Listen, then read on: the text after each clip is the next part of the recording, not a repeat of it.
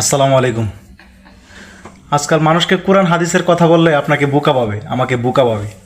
কোরআন হাদিসের কথা কেউই শুনতে চায় না। শুনতে চায় কার কতটুকু ক্ষমতা আছে, কার ফ্যামিলিতে কি ঘটনা আছে।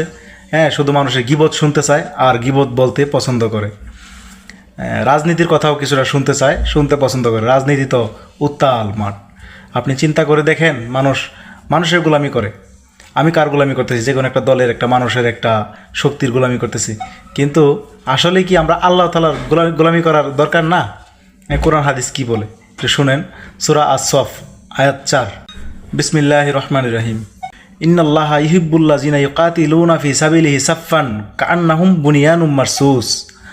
আল্লাহ তাআলা বলেছেন, তোমরা আল্লাহর পথে সংগ্রাম করো সারিবদ্ধভাবে, সুদৃঢ় প্রাচীরের মতো। তো আমরা তো এই আয়াতটা যে জানে, কোরআন যে জানে, হাদিস যে জানে, তারা তো এই সমস্ত কথা শুনবে। আল্লাহ তাআলা গোলামি করবে, কোরআন যেভাবে বলছে সেভাবে রাজনীতি করবে। দুনিয়াতেও তারা কামিয়াব হবে, আখেরাতেও কি কাজে আসবে। আপনি রাজনীতি করতে পারেন, রাজনীতি তো সুন্দর আছে, মানুষের হক আছে। দুনিয়াতে সুন্দর যেভাবে করা যায়, মানুষের একটা সুশৃঙ্খল রাজনীতি করেন। কারো ইজ্জত নিয়ে টানাটানি করবেন, কারো টাকা পয়সা, চাঁদাবাজি, দন দৌলত নিয়ে টানাটানি করবেন, এটা তো আল্লাহ তাআলা বলে নেই। আপনি আল্লাহ তাআলার পথে সংগ্রাম করবেন নিজের জানমাল উৎসর্গ করে।